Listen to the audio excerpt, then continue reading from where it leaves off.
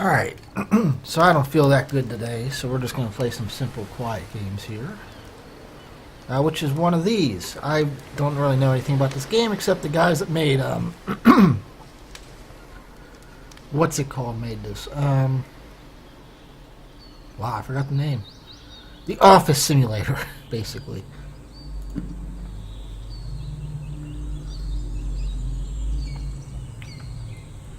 Audio's on, as good as it can get, pretty much.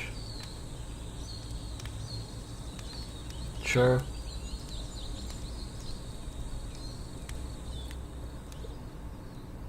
Hi there. Thank you very much for playing The Beginner's Guide.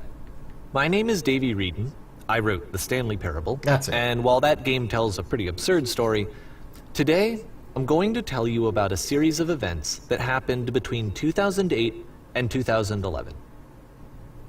We're going to look at the games made by a friend of mine named Coda. Now, these games mean a lot to me. I met Coda in early 2009 at a time when I was really struggling with some personal stuff, and his work pointed me in a very powerful direction. I found it to be a good reference point for the kinds of creative works that I wanted to make. So just to start you off, this is, I think, the first game he ever made. It's a level for Counter-Strike. You can walk around here, by the way. And mostly it's just Coda learning the basics of building a 3D environment. But what I like is that even though he starts from the simple aesthetic of a desert town, he then scatters these colorful abstract blobs and impossible floating crates around the level. And of course, it destroys the illusion that this actually is a desert town, and instead this level becomes a kind of calling card from its creator. It's like a reminder that this video game was constructed by a real person. And it kind of makes you wonder, what was going through his head as he was building this? This is what I like about all of Coda's games. I mean, not that they're all fascinating as games, but that they are all going to give us access to their creator. I want us to see past the games themselves. I want to get to know who this human being really is. And that's exactly what we're going to do here. So, it's 2008, Coda starts making these games, and he never releases any of them. He doesn't put them onto the internet, he just makes them and then immediately abandons them, and they sit on his computer forever. And I think he really understood this image of himself as a recluse. At one point, he jokingly renamed his computer's recycling bin to Important Games Folder. So, you know, this was just how he worked. He tended to crank them out one after the other without even really pausing to try to understand what he had just made, until suddenly one day, he just stopped. In 2011, that was it. He made his last game, and then he hasn't made another one since. And that's why I've taken this opportunity to gather all of his work together, is because I find his games powerful and interesting, and I'd like this collection to reach him, to maybe encourage him to start creating again. And if the people like you who play this also happen to find his work interesting, then I'm sure it'll just send that much stronger of a message of encouragement to Coda. So thanks for joining me on this. If you have a particular interpretation that I haven't mentioned here, or if you just need to get in touch, you can email me at daveywreden@gmail.com. Okay, that's about it for introduction. Let's take a look at Coda's first proper game.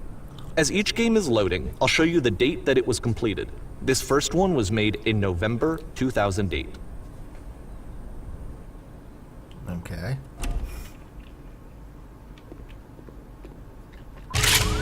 Warning. Whisper machine active. Shift destruction imminent. This game is called Escape from Whisper, and it's one of the more generic games you'll see from Coda.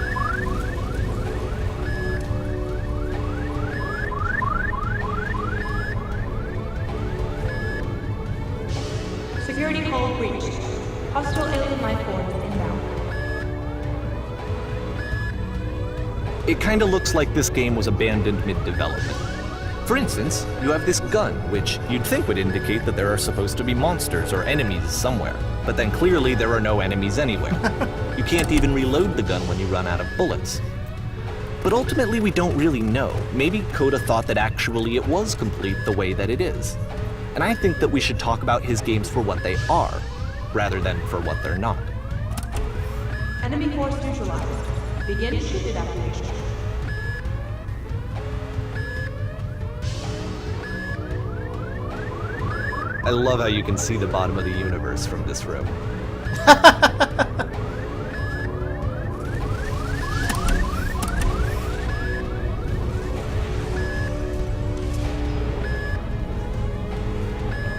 Apparently, this space station has a labyrinth on it. Sure, I don't know. There's really no reason for it that I've ever been able to discern, so in the interest of time, I'm just gonna skip you on past it. Well, if I want to go back. Or if you'd really like to solve the labyrinth, you're welcome to do that too. Nah, it's alright.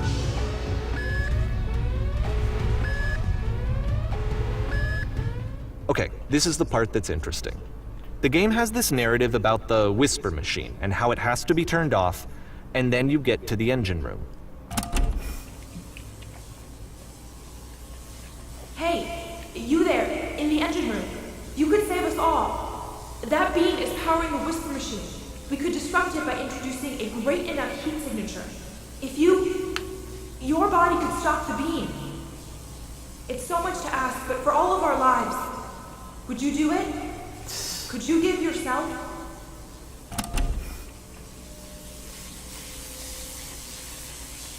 Eh. Let me pause here for a second.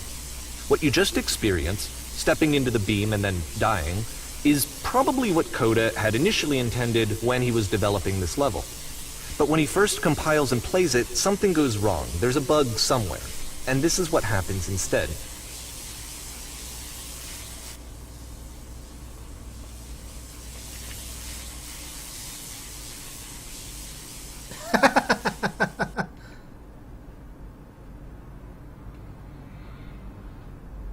The beam causes you to start floating. And this is an important moment for him. Because yes, this is technically a glitch, but Coda identifies something human about it, like how small it makes you feel in the face of this larger chaotic system. Or this floating could be the afterlife, a peaceful place, juxtaposed against all of the hysteria that you've just had to traverse. I don't even know. I have no idea what he was thinking, but what's clear is that after making this, something lodges itself in his brain. He wants to do more of these really weird and experimental designs. So he stops work on this and moves on to a stream of tiny little games that go in all sorts of directions. Let's go ahead and take a look at the first game he made after leaving this one behind.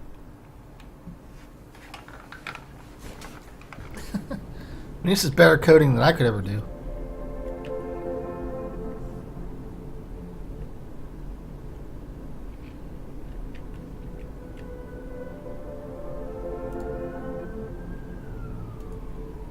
I can't do nothing. Nope. Yep, in this game you can only walk backwards. Wow, okay.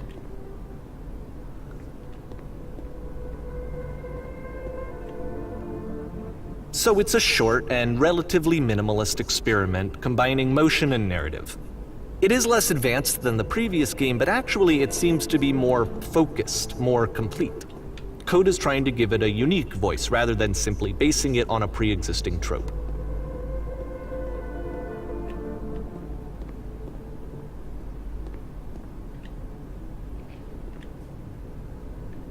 It's a short little thought, it says what it wants to say, and then it ends. Didn't need anything more than that. Which to me is why it works, because it gets out quick. Okay, next one.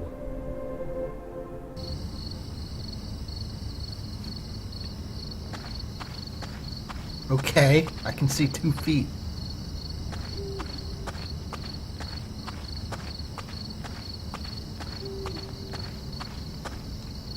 And that's it. Okay, the meaning of this game won't be clear just yet. Please be patient with me for a few more games, and I promise you'll see what makes it interesting.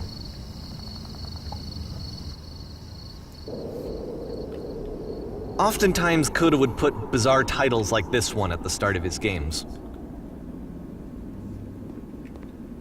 I wish I'd known him at the time that he was making these early games. He would really only talk to me about his work as he was making it. Once he stopped work on a game, that was it. It was dead to him. And I don't agree with that at all, but what are you gonna do?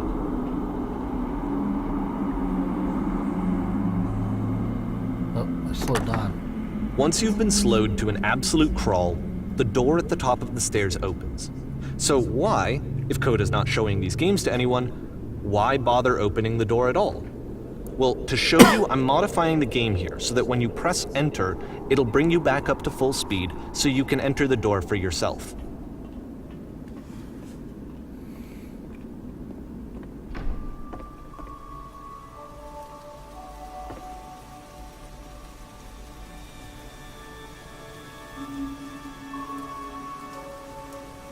What?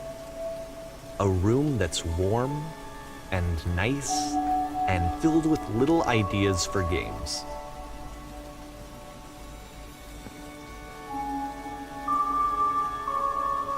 Coda would often tell me that he didn't mind if people thought of him as cold or distant. He said that he knew that he was actually a vibrant and compassionate person, but that it takes time to really see that. It can be a very slow climb to get there.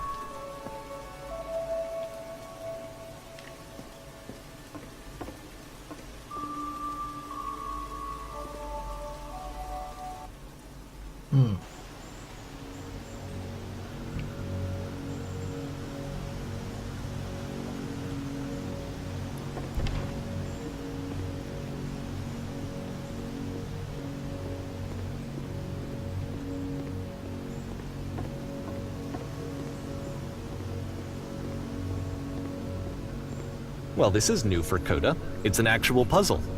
Go ahead and see if you can solve it.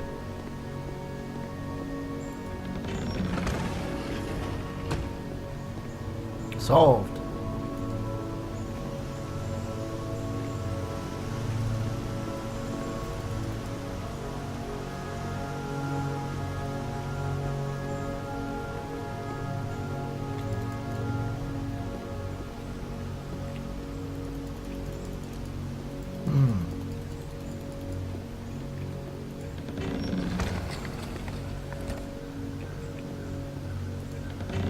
Don't forget that solution, because we're going to see this puzzle again soon.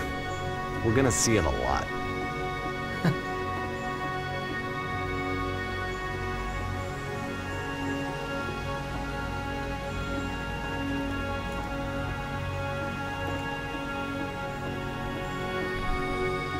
So that seems to be it, right?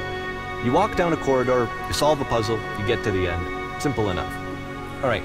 Now I'm going to modify the game again so that when you press enter, it'll remove all of the walls from this room. What the hell?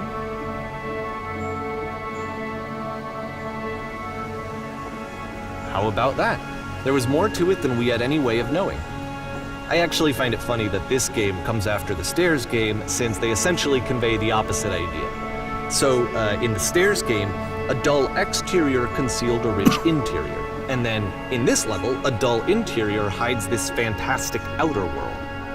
Either way, I think that the point is the same, is that most of the time you don't get to know what you're missing, or even that you're missing anything. That's not your role as a player. So if your role here is not to understand, then what is it?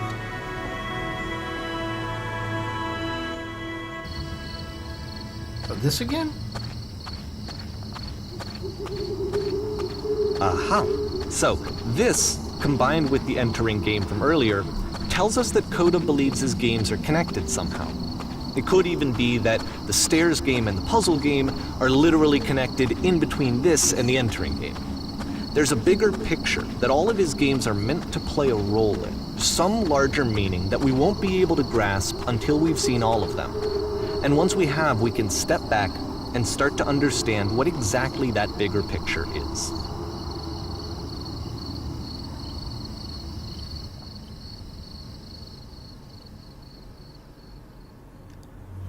Great and lovely descent. Oh, it's very bright.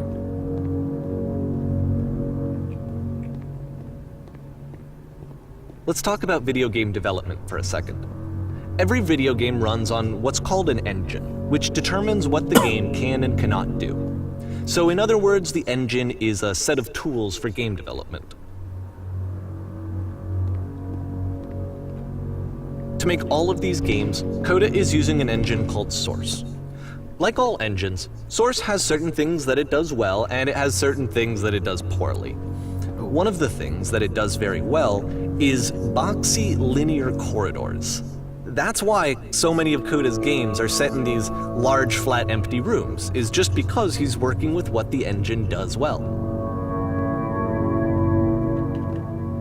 The tools available to the creator shape what kinds of creative work they're going to end up making.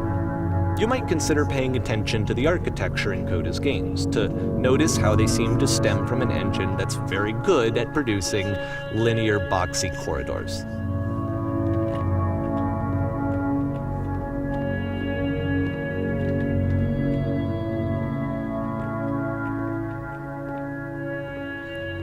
This feels like Mirror's Edge right now.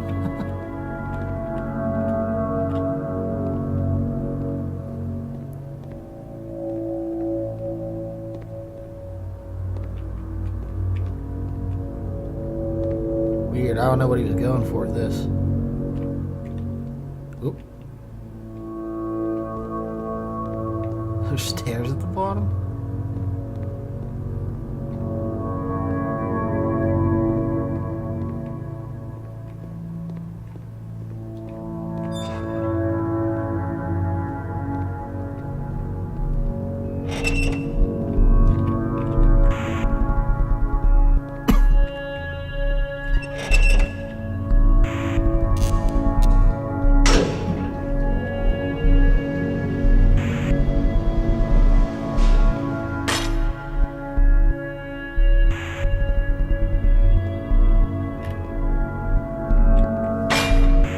This prison, funny enough, in Coda's original design, the doors stayed shut for a full hour before letting you go.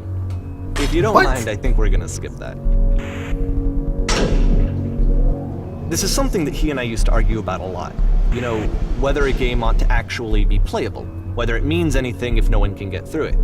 And I would always defend that, you know, all this work goes into the game, why not make it playable and accessible? And so we just got into heated arguments over it, and there was one time that after one of these conversations, he went home, and a day or two later, he sent me a zip file entitled Playable Games that was full of hundreds of individual games, each of which was just an empty box that you walked around in and nothing else. Believe me, I played every single one of those just to find out if there was like a gag hidden somewhere. There wasn't.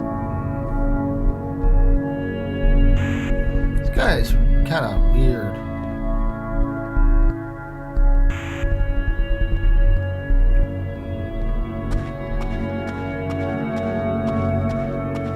Uh-oh. It's the puzzle again, with the exact same solution as the last time.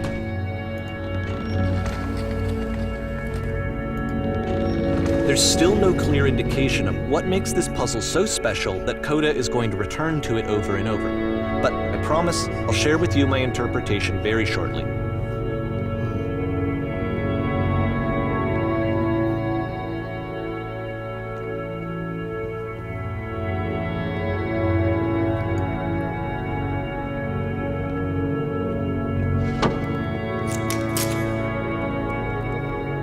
Here, Coda begins using a kind of dialogue system that he fashioned out of the engine's chat capabilities. Use the 1, 2, 3 buttons on your keyboard to respond.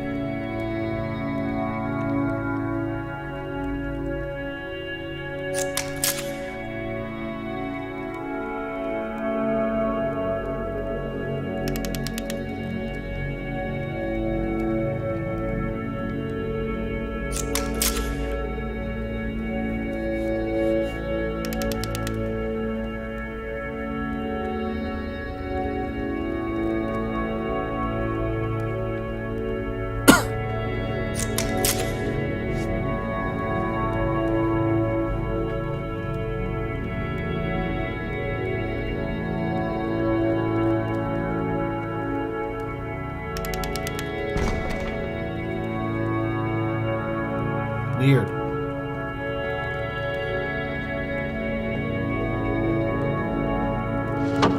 Oh, hello again.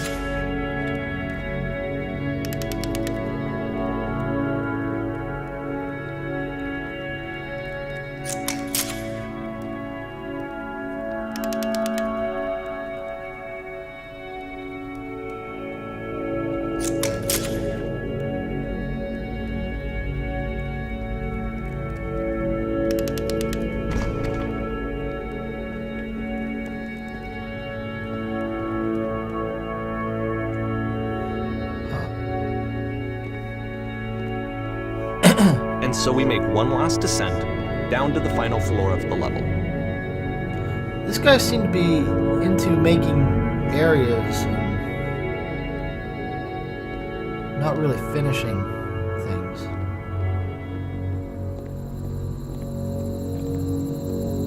Lamppost. We going to Narnia? It's a lamppost. Okay, I can't tell you quite why, but for some reason, Coda fixates on this lamppost. It's going to appear at the end of every single one of his games from here on out. I'll tell you what I think. It's a nice looking lamppost. I think that up to this point, he's been making really strange and abstract games with no clear purpose, Yeah, no and kidding. maybe you can only float around in that headspace for so long. Because now he wants something to hold on to. He wants a reference point. He wants the work to be leading to something. He wants a destination, which is what this lamppost is. It's a destination. We're going to see it in the work as well. His games are just going to become a lot more cohesive, a lot more fully developed, with more of a clear idea behind them. And as we go, that idea will get clearer and clearer and clearer.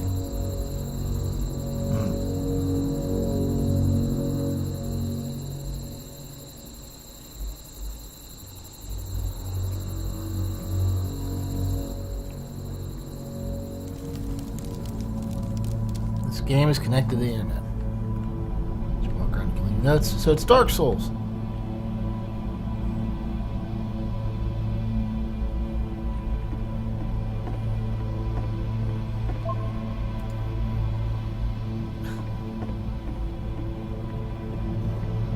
So first off, I'm sure you can deduce this, but this game is not connected to the internet. All of the notes that you're going to see have been written by Coda. This was actually the first game of his that I ever played. This was shortly after I met him at a weekend game jam in Sacramento, where I grew up. I saw him working on this very level, and it was just so different from anything that anyone else was doing. So right away I was like, I have to be friends with this person. In retrospect, I think I was probably a bit too pushy, trying to get his attention. I was over-enthusiastic. But he was very gracious about it and very patient with me. And I cooled off eventually. Oh, feel free to skip over any of these notes if they're not doing anything for you. Nothing extra is going to happen if you read all of them. Either way, to me they convey a sense of loneliness. I see this person who's filled with thoughts and feelings and beliefs and has no way to express Jesus, them pal. except as scattered and unheard voices in a game that wasn't meant to be played.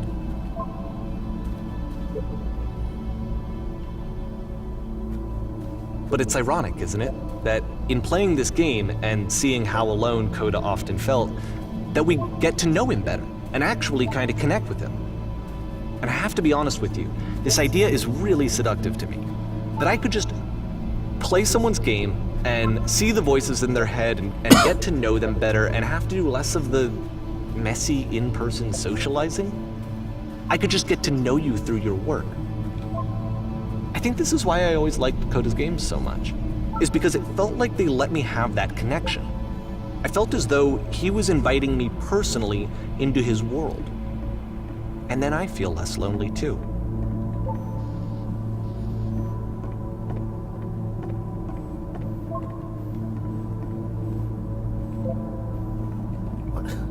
Butts ass butt. Yeah, okay, that'd be me.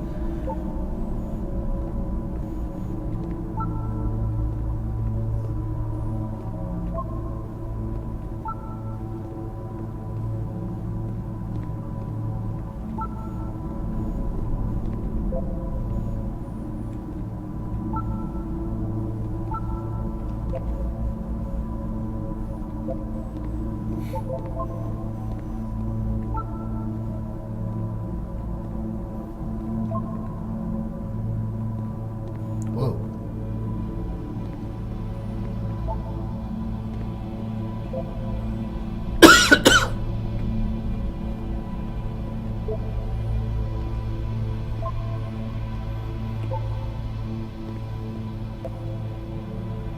Alright, there's a lot of these. Jeez.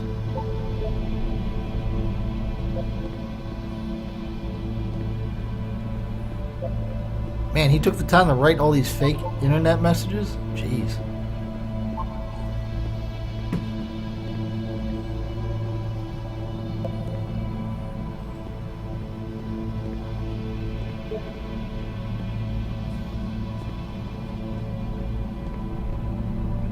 Nice painting.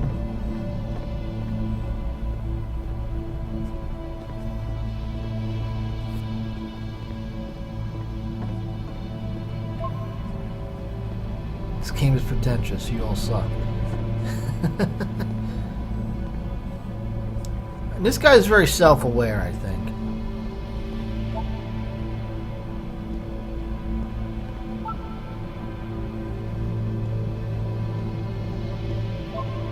At the end of this level, we're going to see the puzzle again. And here, I'll tell you what I think the puzzle means. Each of these games represents an idea that was on Coda's mind at the time that he was making it. And the puzzle is a way of closing the door on a previous chapter of his life before moving on to the next one. In each of his games, after exploring a theme that, he might find difficult, Coda can then place this puzzle that he knows has a reliable solution. He understands exactly how it works, and so it gives him a simple mechanism for moving on.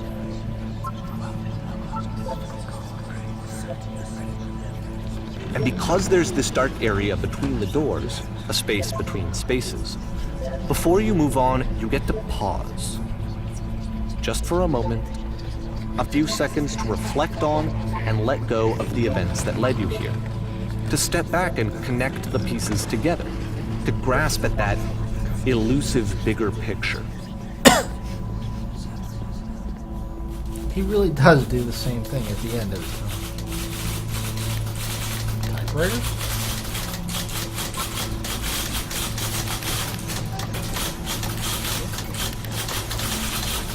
Oh, it really is typewriters.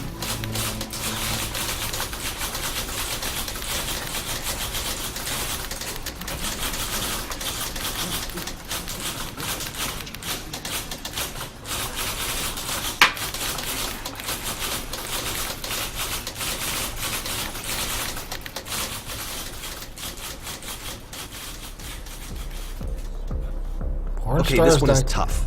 It's gonna kind of just spin its own wheels for a few minutes. Hang with it.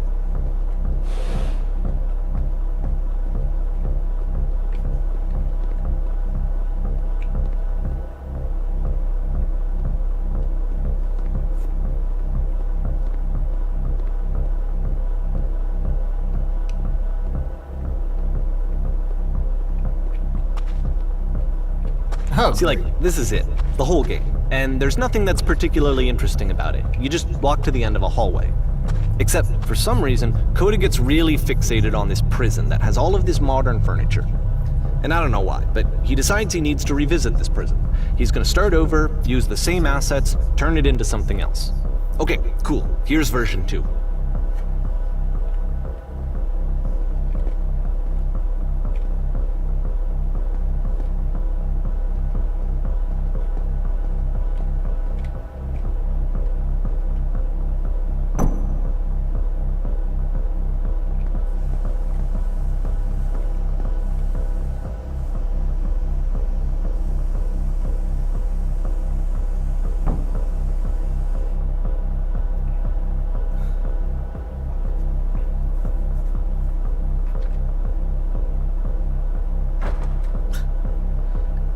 ignoring me.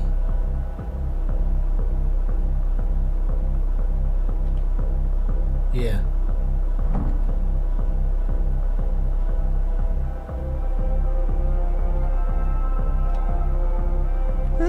There's a bit more to this one, but still, it's not really communicating anything. It's kind of just weird for weirdness' sake. What? So, okay, he throws it out and starts over. This time he comes at the prison idea from a different direction.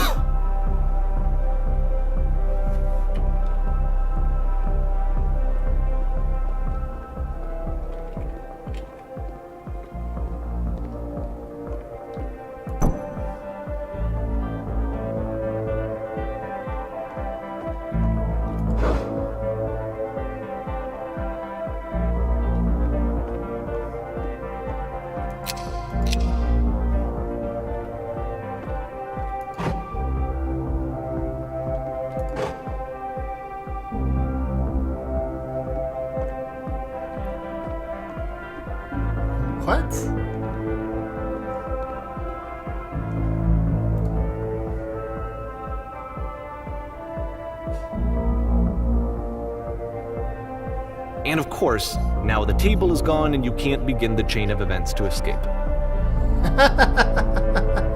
Here's a version where there are no bars, but you can't actually get to the well. And then a version where the inside of the prison is the outside and the outside is the inside. Let me just blink you real quick through a few more of these. I mean, he really unloaded on this prison idea. There's nearly a dozen of them. Personally, I think it's awful to watch this, to see a person basically unraveling through their work.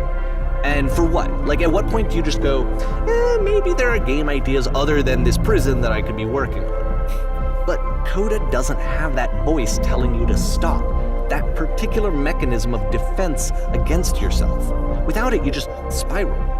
And so he keeps going and going and going and going and going, and then he hits on something. And he likes it. And that's it. He's done. He stops making prisons.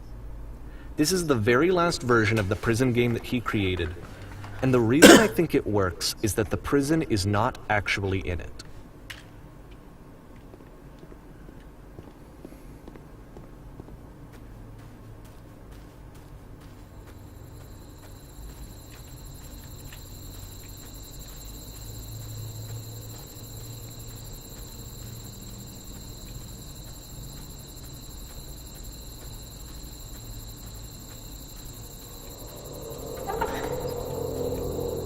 Okay, we're gonna Bill and Ted this. I can't move.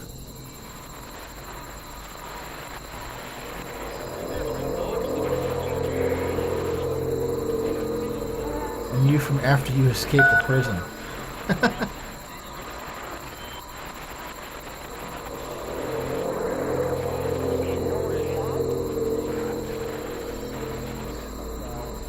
It's a conversation.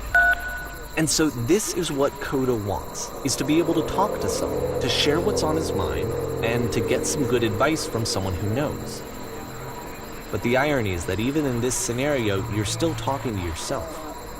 You know, all of these games so far are Coda talking to himself.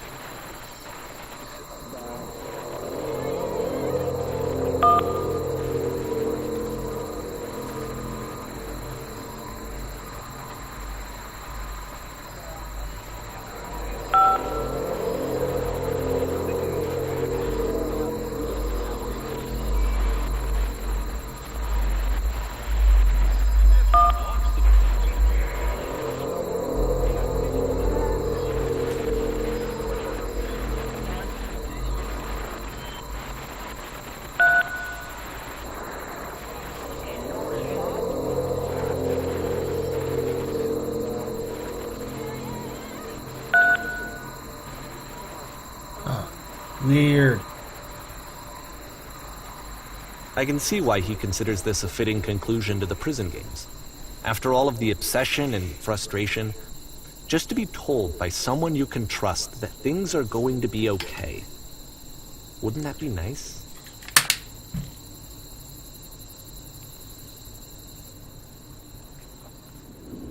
So what would it look like if Coda wanted to make a game about talking to someone other than himself?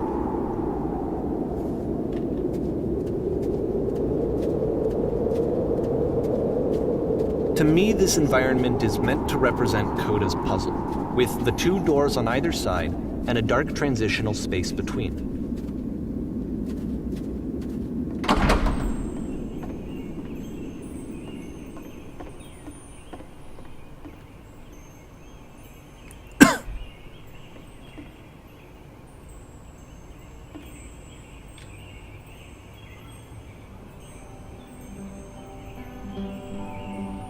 You'll notice that the quality of the art is a step up from previous games, including this new and improved chat system, which he started using from this point on. From here on out, he begins putting much more effort into the visual polish of his work, and this particular game took 2 months to create as a result.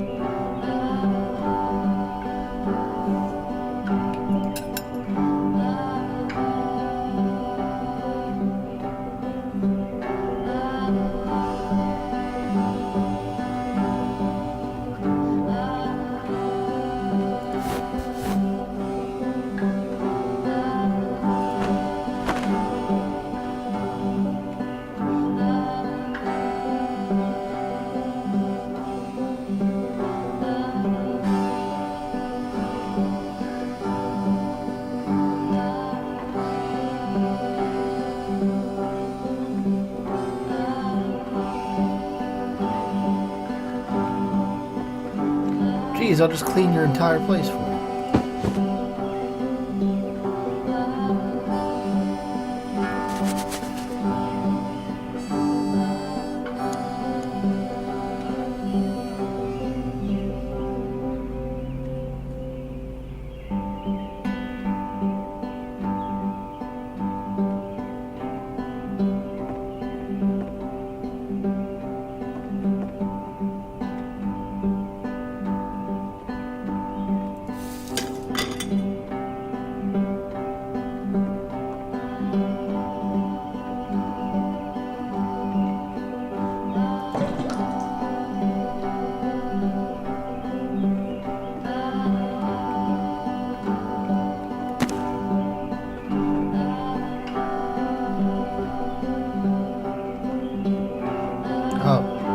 After the intense set of prison games, this house cleaning level almost feels like cleansing. It's the moment after a particularly difficult or traumatic experience where you just need to let it sit and digest inside of you, and eventually cohere into something meaningful.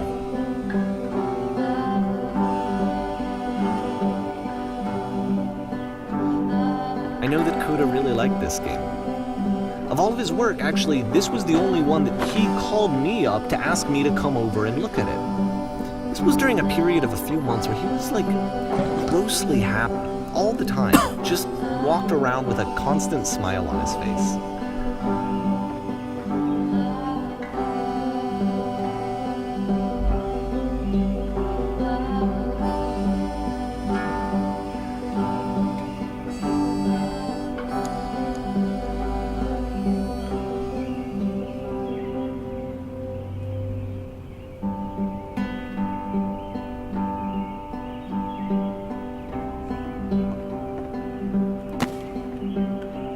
Jeez, man. I'm glad he made this. I'm glad he found some peace.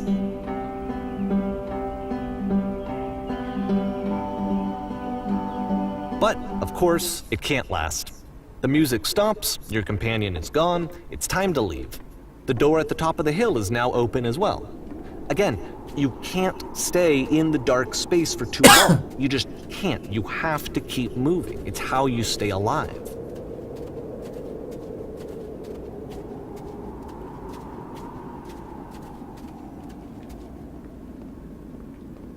Nope. Yep. Of course. Which is the whole point of the puzzle doors, right? That sooner or later you have to pick up and move. I really thought that was the point of it.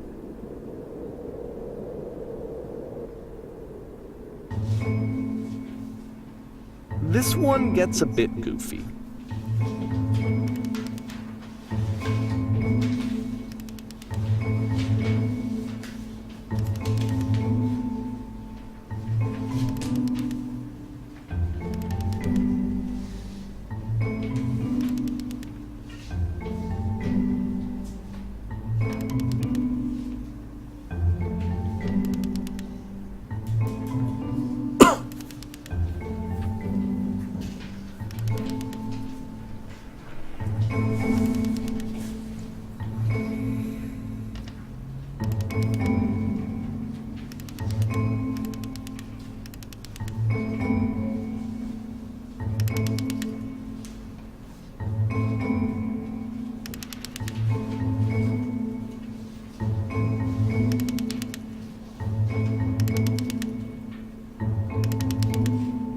About halfway through the game, the perspective shifts.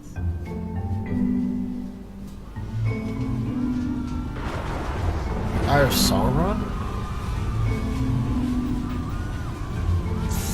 And you play as the teacher. And suddenly, you discover that your teacher is just as bigoted and afraid as you are. Oh, and also you can move around the classroom now.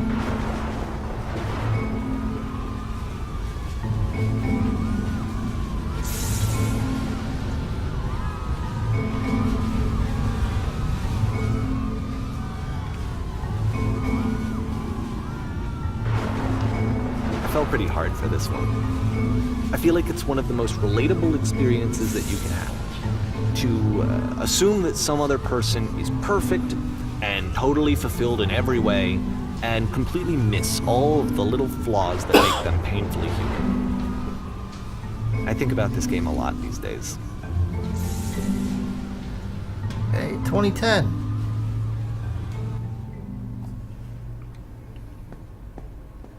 This one took a lot longer than all the others for Coda to make. It was 4 months between this and the last one. That's twice as long as it took him to make any other game before this, and it's not like it's particularly complex, so I remember I found that a little strange at the time. Yeah.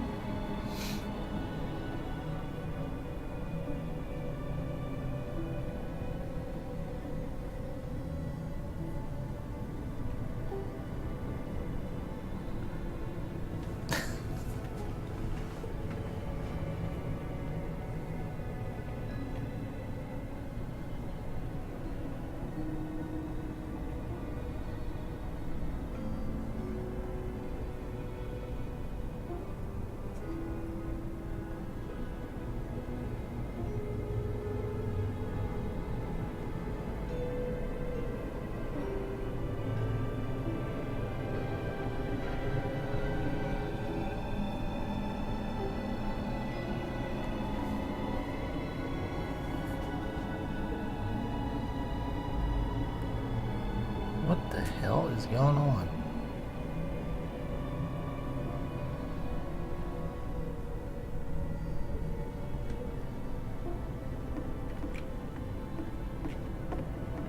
Oh, look, it's the lantern again.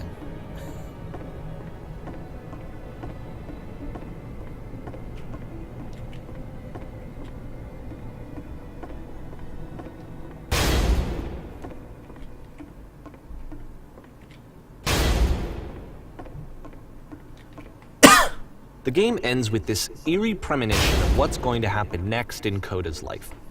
The solution to social anxiety, to fears of having to perform and having to chase success, the answer for Coda is to withdraw, to hide himself away. Which is what leads to scenarios like the stairs that slowed you down several games ago, where it just becomes harder and harder to access Coda's inner landscape because he keeps retreating. He just keeps backing away from possible connections to anyone other than himself. And to be honest, I didn't consider it very healthy when I first played this game. You know, it looked to me like he was trying to justify the idea of just disconnecting yourself from the world. And that wasn't what I wanted for him or for his games. Because I feel like a lot of his games are inviting me to connect with this person, to bring him closer. But what can you do? After this, Coda went off and took another 5 months to make a new game.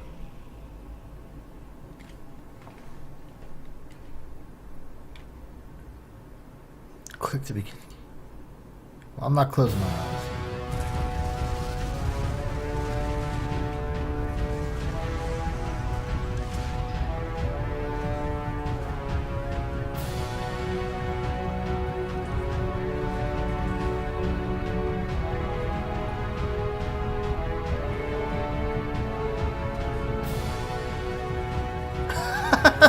What the hell?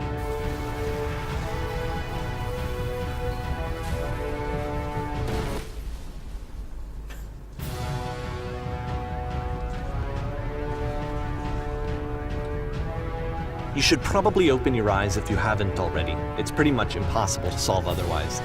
And there is a solution, by the way.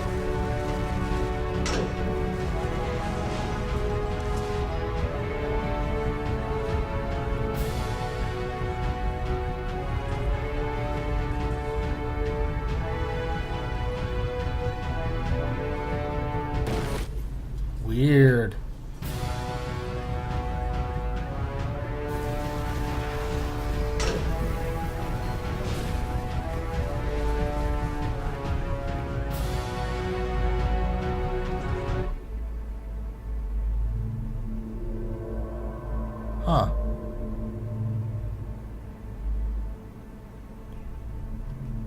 Like I said, I was getting concerned.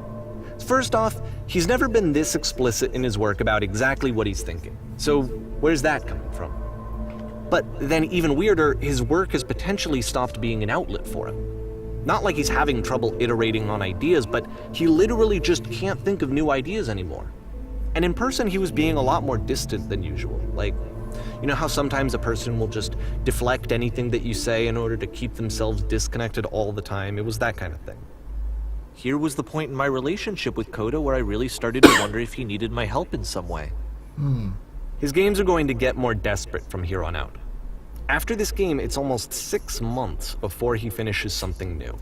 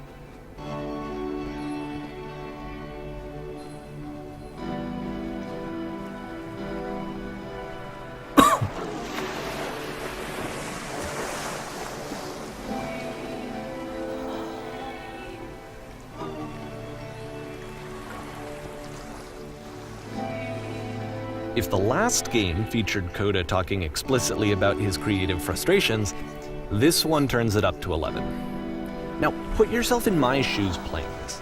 Here's a friend whose work is exhibiting signs of struggle, frustration, anxiety, depression, even. And yet, still, he keeps making games. He keeps throwing himself into the grinder even when he clearly doesn't have the energy for it anymore. Why? What is it for?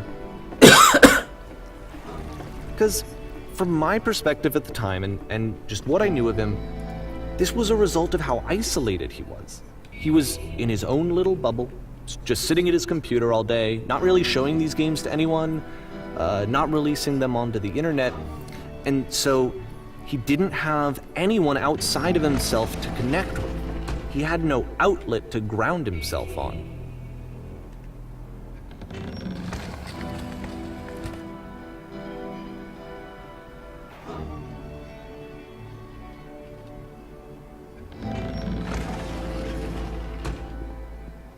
You can't talk yourself out of loneliness. It doesn't work that way.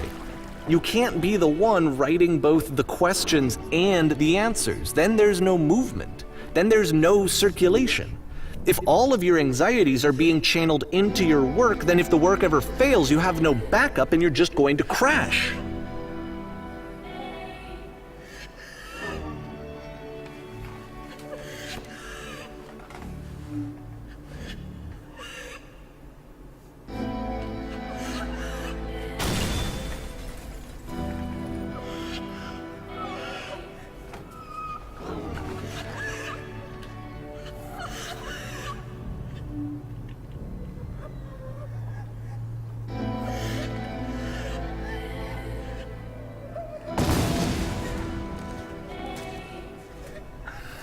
I mean, I feel bad for this guy now. Seeing this game at the time that he made it, it looked really unhealthy to me. I was watching him do this to himself, and I hated it. I hated seeing him so trapped. It's like, video games are not worth this amount of suffering. This is someone I really cared about. And I used to get so much joy out of seeing him create. For him to suddenly become angry and frustrated like this, it was the worst thing for me. I don't know. This is what I felt at the time. I don't know how else to explain it. I wanted it to stop more than anything. I had never felt so rotten. I needed more than I had ever needed anything for this to stop. But it didn't stop. After finishing this one, Coda takes another 7 months and comes up with a new game. Well, what's up with the girl that was crying at the end there?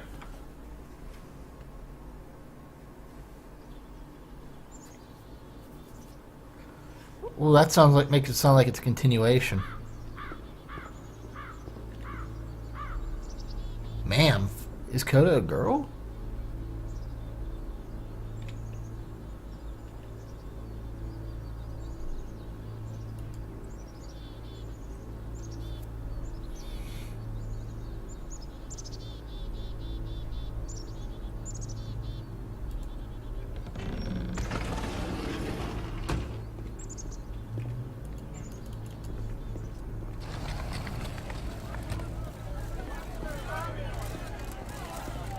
Huh.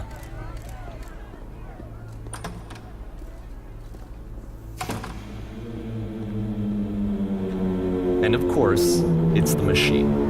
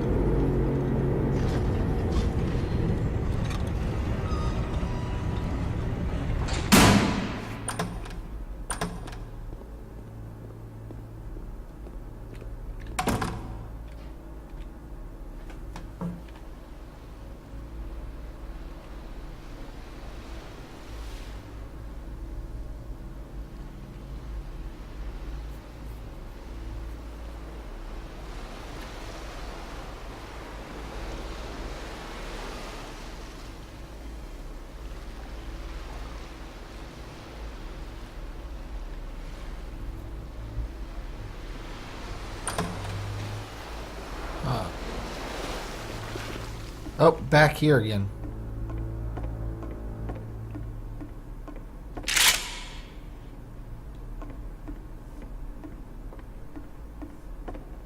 Gee, this gun's familiar.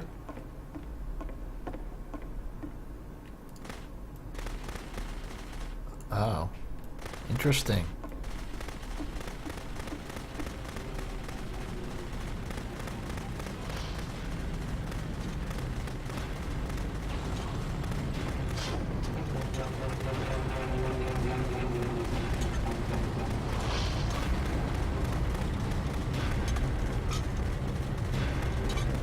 So now the work is becoming self-destructive. And I'll tell you, at the time that I first played this game, shortly after he made it, here's what I'm thinking to myself. I'm thinking that Code is stuck in his own head, and that it's having a very negative effect on him, and that all he needs to do is just start showing his work to people, to get some actual feedback on his games. It might get him out of isolation. And so, as I'm thinking this, I realize that I could be the one to initiate it. Because it would never occur to Coda to start actively soliciting feedback, so what if I did it for him? If he could see the difference it would make to have more actual conversations with other human beings, would that bring him out of his mental spiral? Would it give him confidence in himself? Would it bring meaning back into his work? Is that the point of this whole thing? Like the beginner's guide is all this?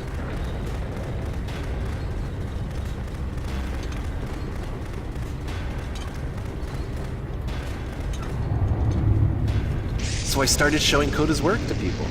I took this one, and the islands which you just played, the theater, the notes, the house cleaning game, and some of the prison escape games. I brought them to people that I knew and trusted. I asked their opinions. And the great part is that they really loved his games. Really? You know, the point of it all was just to give him some external reference point, but they genuinely loved his work. There was nothing for him to be afraid of.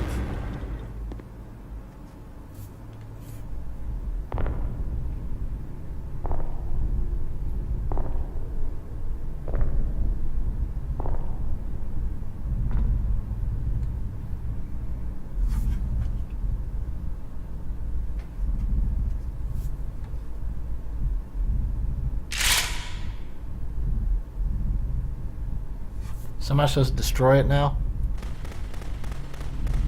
Can you see why I felt like this was the right thing to do? Because it's the thing that I always feel like I need, to be told that my work is good, that I am good. When someone really connects with a thing that I've made, when they see themselves purely in my work, there's nothing that feels better. And I got to give that very same feeling to my friend. I did something... I really felt like I'd done something good, like I was a good person. I felt like there was a friend who was in trouble and was unhappy and maybe didn't like themselves, and I could fix it. If I could give him this gift, maybe I could fix the problem. When they told me how much they enjoyed his games, it was the best feeling. It was the absolute best feeling. It made me feel so happy. So beautifully, beautifully happy.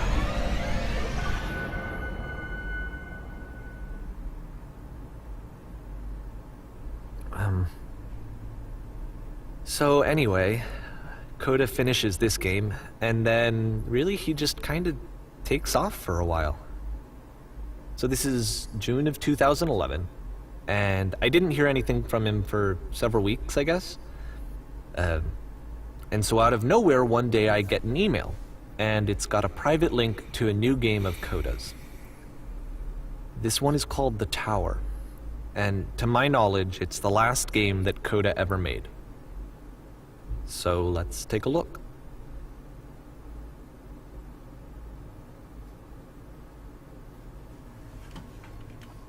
This is not a story that's going to end well, is it?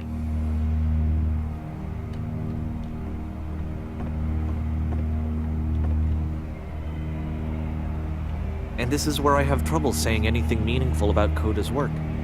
Because more than anything else, The Tower just feels distant. It feels like it's trying to distance itself from the world. It's a very cold game.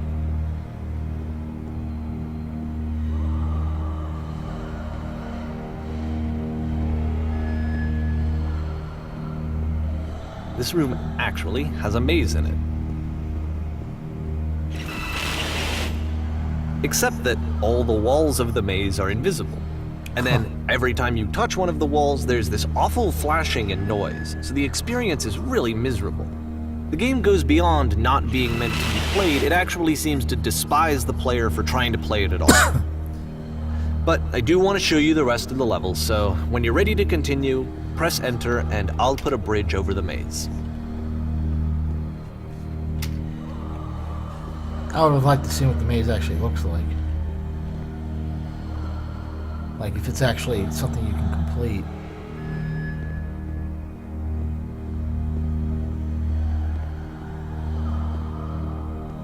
And to be fair, it's not like this is the first game that's needed some modification to be playable.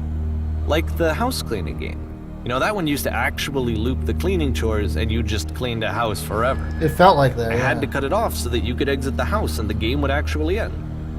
But that game had an idea that it was actually trying to communicate. What's the deeper idea behind the invisible maze?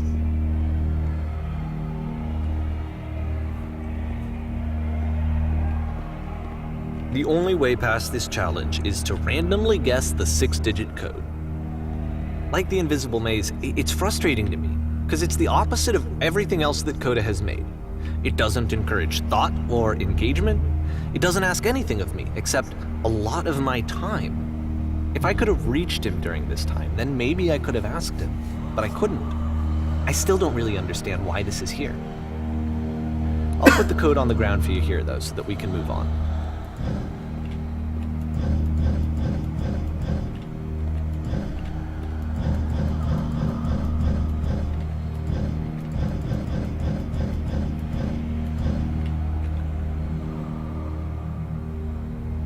16, 17.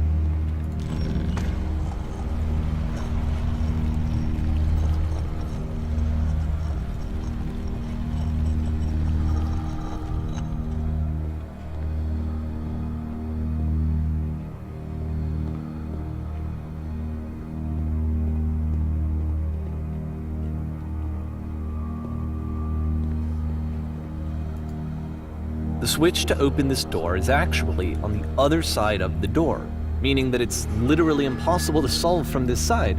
So even if you somehow brute forced your way through the first 2 challenges and you got to this point, there's actually just no way to progress.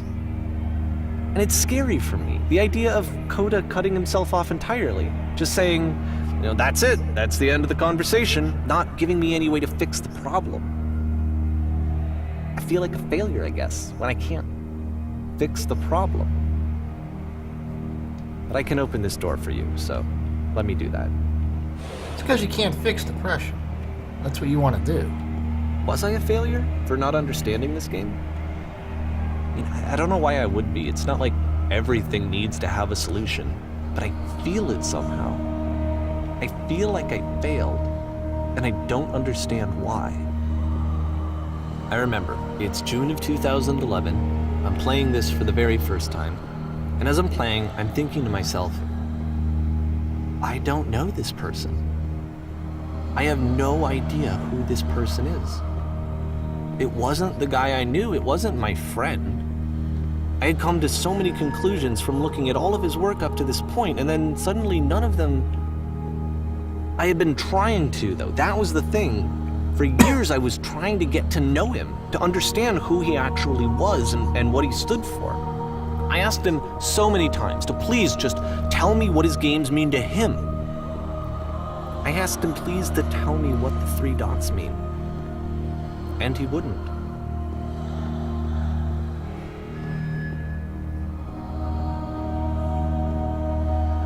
I just felt so strongly that if I could have connected with him, that if I could have somehow made his work my own, that I would finally be once and for all happy. It was that I needed to see myself in someone else. I needed to be someone other than me. But he stopped and left, and it felt somehow like I had failed.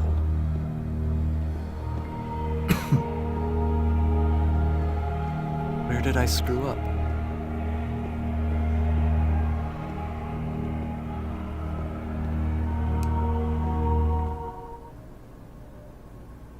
Whoa. I'm the reason that you stopped making games, aren't I? It's because of what I did. I poisoned it for you.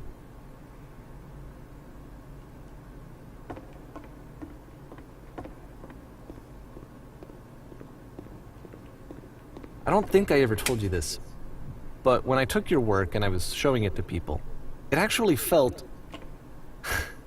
It felt as though I were responsible for something important and valuable.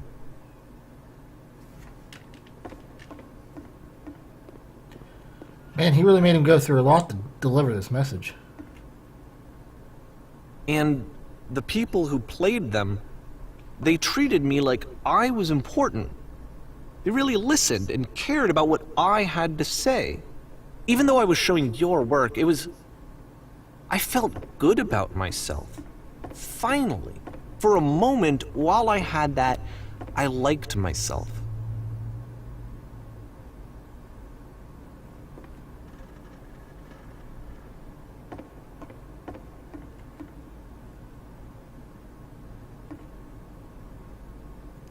Oh, what? And then you stopped. And I didn't have anything left to show people. I just had to be with myself. And as soon as that happened, there was no feeling at all. Nothing. Less than nothing. What does that mean?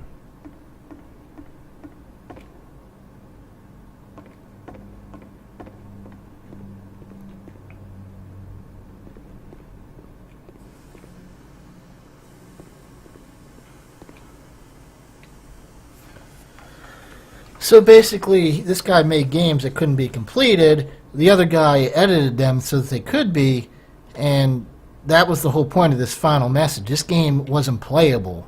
He edited it, and then he came across the messages. I'm afraid that I did something really stupid because I don't like myself.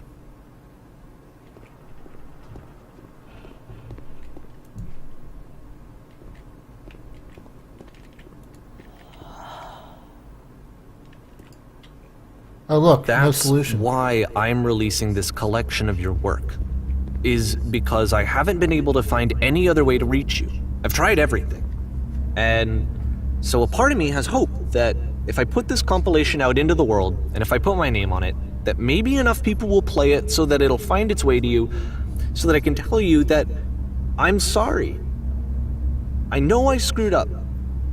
If I apologize to you truly and deeply, will you start making games again? Please, I need to feel okay with myself again. And I always felt okay as long as I had your work to see myself in.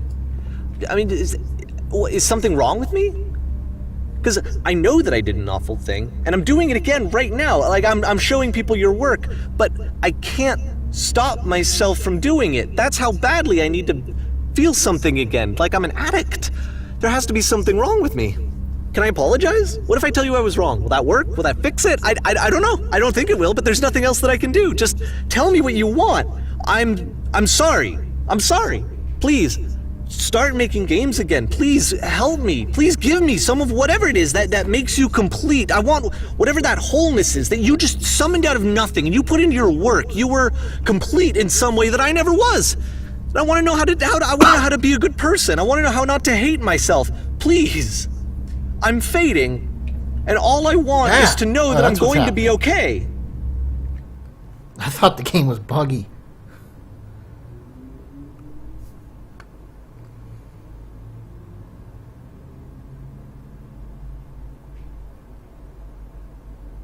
That was weird.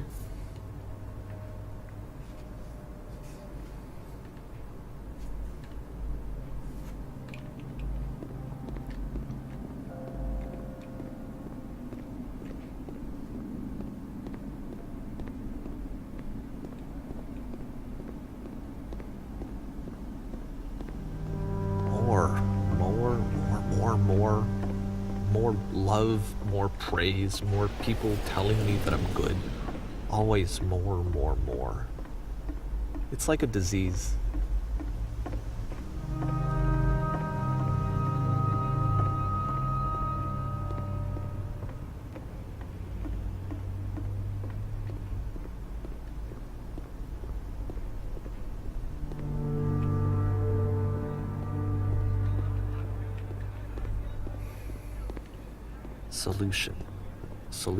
Solution.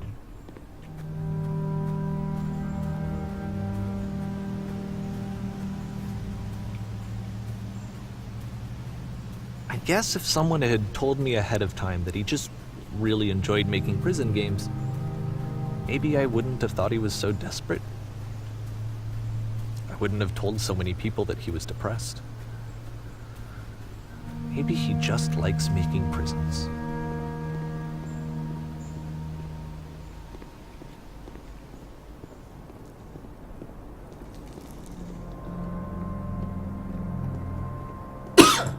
Even now, the disease is telling me to stop. Don't show people what a shitty person you are. They'll hate you.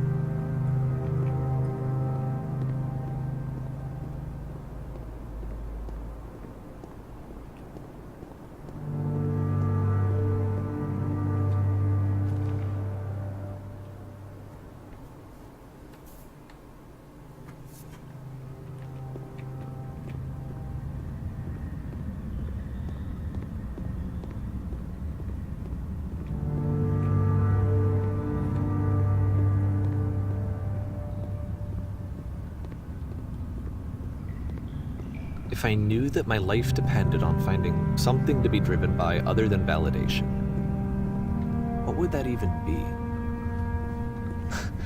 It's strange, but the thought of not being driven by external validation is unthinkable. Like, I actually cannot conceive of what that would be like.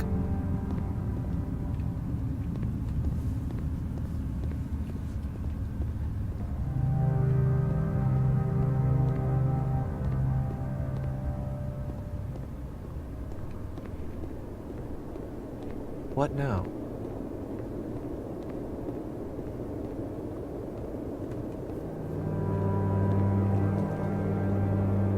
I think I need to go.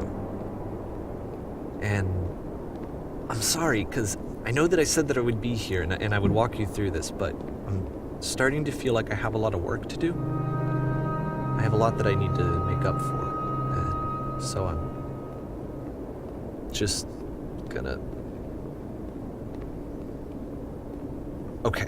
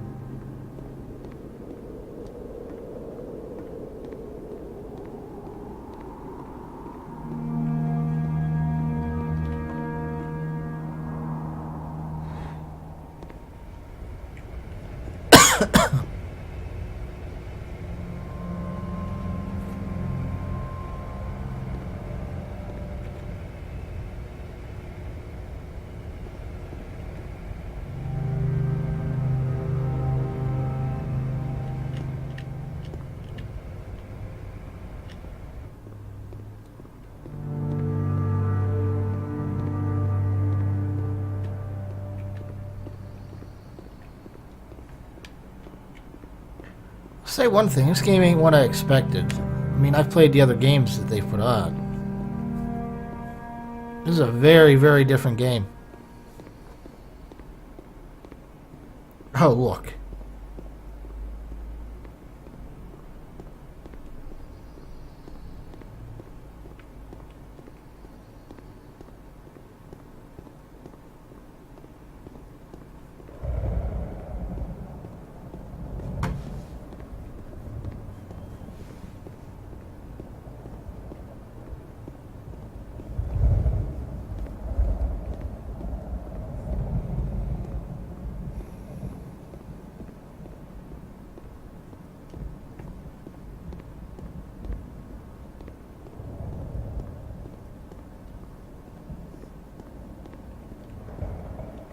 Oh, I mean, there's only one thing.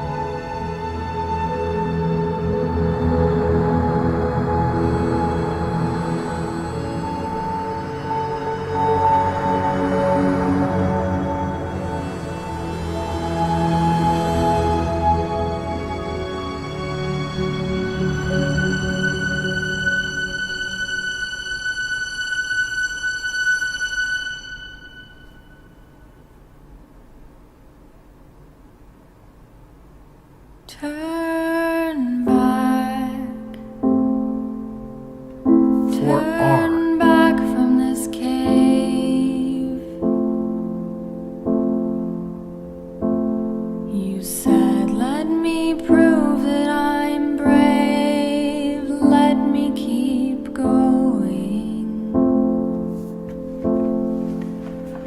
That was different, I'll give it that. Caves for miles and miles and miles. And you're so tired, but I know that you're strong. So turn back. Definitely a different game from these other ones, I'll give it that.